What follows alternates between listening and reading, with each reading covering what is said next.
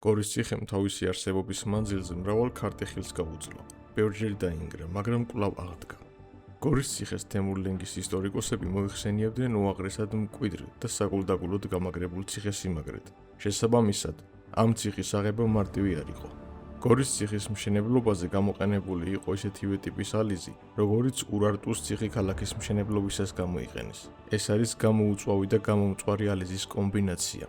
შემდგომ პერიოდში კი ერთ-ერთ აღდგენისას ქვითკირი და ხის სიმაგრეებიც გამოუყენებიათ. რამდენჯერმე შემოსევებისას, როდესაც გორის ციხე უცხოტომელებს აუღიათ, ამ ადგილას მტრის გარნიზონიც მდგარა. გორში ოსმალთა ბატონობისას ციხის ტერიტორიაზე მეჩეთიც მოქმედებდა.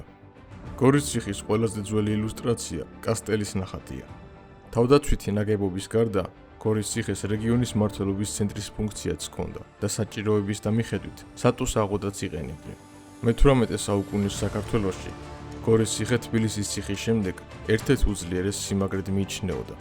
ბოლო და მასშტაბური რესტავრაცია გორის ციხეზე ერეკლეს მეფობის პერიოდში განხორციელებულა, თუმცა მას შემდეგ ციხე მნიშვნელოვნად დაზიანდა.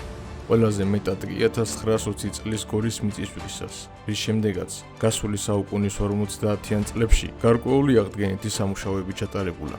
ისტორიულ ციხესიმაგრეზე ამჟამად სარესტავრაციო სამუშაოები მიმდინარეობს.